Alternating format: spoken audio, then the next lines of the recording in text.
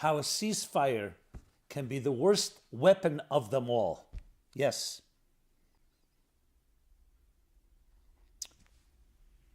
You hear the headlines, the call for a ceasefire due to the terrible civilian casualties taking place in Gaza. And it makes total sense. It resonates. I mean, okay, 1,400 people were barbarically murdered on October 7th, but why should you kill thousands, hundreds of thousands of innocent civilians in Gaza?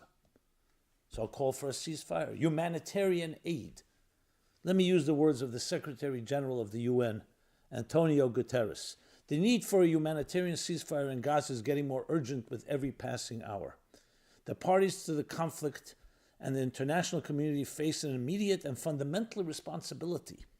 Stop this inhuman collective suffering and dramatically expand humanitarian aid. Now, which decent civil human being would not agree? It sounds so, perfect. But let's dissect this. And I want to demonstrate to you that a ceasefire can be worse than fire itself, than war itself. Just imagine, Berlin is being bombed by the Allies in 1945. And the Nazi regime says, you're killing millions of civilians. Let's do a ceasefire, humanitarian aid. Would anyone argue? Of course. Not even getting into whether the civilians are complicit or not in their silence.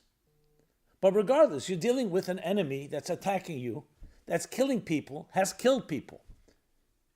Hamas, barbarically, in an unprovoked manner, murdered in the worst possible way, a genocide of innocent men, women, and children. So now when Israel is going to protect and defend itself, very convenient, call for a ceasefire. And it's even better, more convenient. You're killing civilians. But let's put it into context. The context is this. It's part of the strategy of Hamas is to be embedded among civilians. That's the strategy of the war. It's not a side product. People are saying, when you go to war, okay, you have no choice that civilians will get killed. That's even besides the fact. Here it's actually deliberate. Hamas doesn't have a military like Israel. It's part of their very strategy, is to embed themselves among civilians. The tunnels are under civilian. There's no way that they embedded themselves completely. That's their strategy. And their strategy is not a war in Gaza. It's a war in the minds of the Western world, in the media, on the campuses. That's part of it. You're killing civilians. That was the plan in the first place. Not just to kill Israeli civilians, to kill their own civilians.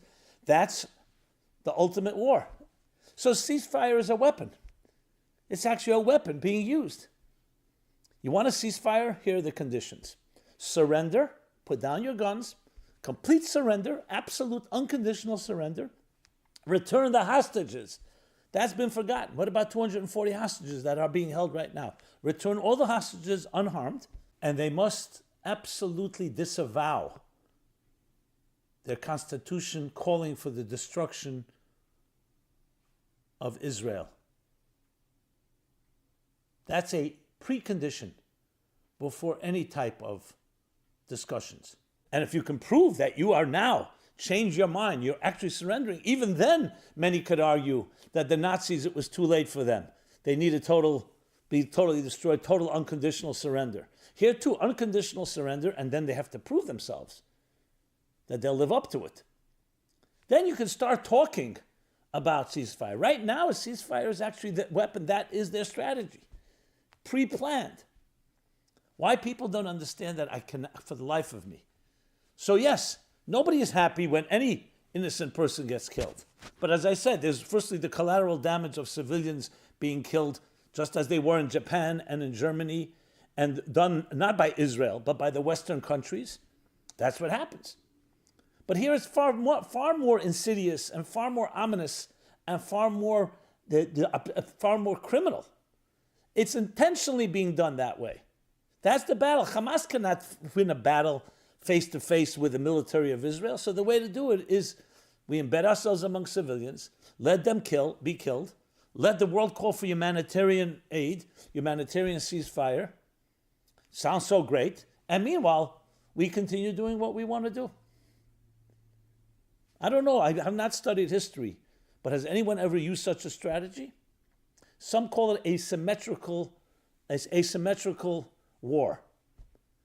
There's an excellent video out by someone from the former Green Berets fought in Vietnam. Asymmetrical war. Asymmetrical means it's not two militaries where one, it's completely two different. The only way you can fight is either guerrilla warfare or, in this fashion, a psychological battle, killing civilians. So that's the problem. If the world really wanted to do something humanitarian, it would all unite behind Israel and say to Hamas, you're the criminals, you've embedded yourself among civilians, let those civilians leave and fight like a man to man. That's what the humanitarian would be for the Gazan civilians. But it's not being pitted that way. I would say it's quite brilliant in its sadism. It's quite brilliant in its cruelty. Using civilians, and that's part of the strategy. Can you imagine? And when that doesn't work, so they start saying, 1 second, it's 75 years. That begins the next story. 75 years, which we've discussed in other videos. But for now, this is the critical thing. Ceasefire can be worse than war itself when it's weaponized and used in this fashion. And it's a war against the civilians of Gaza. You really want to free them? Destroy Hamas completely or let them completely surrender. Why is there no call for surrender? Why is there no call for the return of hostages? What happened with the humanitarian feelings around that? Think about it. And then think, if it was not Israel, it was another country, what would be said or not said?